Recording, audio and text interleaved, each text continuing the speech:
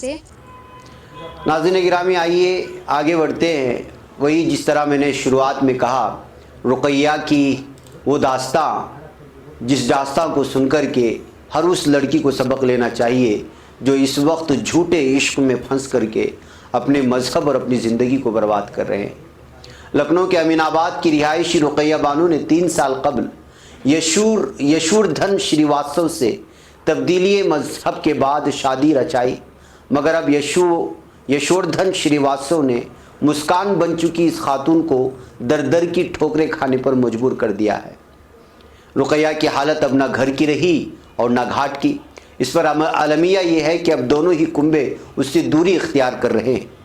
ناظرین، یہ خبر مجھے آپ لوگوں کے سامنے رکھ کر کے رقیہ کا مذاق اڑانا نہیں ہے، اس کے زخموں پر نمک چھڑکنا نہیں ہے، بلکہ رقیہ کی یہ کہانی مجھے آپ لوگوں کے سامنے اس لیے رکھنا ہے تاکہ وہ سینکڑوں خواتین جو اس وقت جھوٹے عشق میں پھنس کر کے اپنے گھر بار کو چھوڑ دیتے ہیں اور سب سے بڑھ کر کے اپنی ایمان کو چھوڑ دیتے ہیں، ان کے سامنے بحیثیت سبق تاکہ وہ درس لے سکے، عبرت حاصل کر سکے۔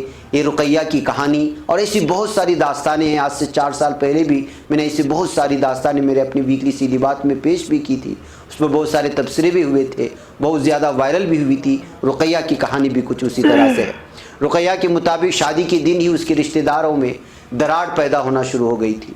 بقول اس کے دراڑ کی وجہ سسرال والوں کا رویہ تھا۔ مسکان کے مطابق اس کے سسرال والوں نے اس کے ساتھ جو سلوک کیا اسے انسانی سلوک تو نہیں کہا جا سکتا۔ رقیہ کی ساس اسے کچن کے برتن اور گھر کا سامان بھی نہیں چھونے دیتی تھی اور کہتی تھی کہ تم مسلمان ہو اور تمہارے چھونے سے گھر کی چیزیں اشدھ یعنی ناپاک ہو جائیں گی۔ دراصل مسکان کی ہندو بن جانے پر اس کے سسرال والوں کو یقین نہیں ہے۔ وہ کہتے ہیں یہ مسلمان ہی ہے اور یہ کبھی اپنا مذہب ترک نہیں کر سکتی۔ ہم شریواستو ہیں، ہمیں اپنے بیٹے کی شادی اپنے مذہب و برادری میں ہی کرنی چاہیے تھی۔ مسکان بننے سے قبل رقیہ لکھنؤ کی ایک سول سروس انسٹیٹیوٹ میں PCSJ کی کوچنگ دیتی تھی۔ یشور دھن وہی کوچنگ سینٹر کے مالک کی معرفت وہاں داخلہ لینے آیا تھا اور یہیں پر دونوں کی پہلی ملاقات ہوئی۔ شادی کرنے کی بات چلی تو شرط تبدیل مذہب تک پہنچ گئی۔ رقیہ نے کہا کہ یشور دھن نے شادی کے لیے اس پر دباؤ بنایا اور ایک دن نوبت یہاں تک پہنچ گئی کہ اس نے چاقو سے اپنے ہاتھ کی رگ کاٹ لی اور واٹس ایپ پر میرے پاس تصویر بھیجی۔ رقیہ کے مطابق یشور دھن نے دھمکی دی کہ اگر مجھ سے شادی نہیں کی تو میں خودکشی کر لوں گا۔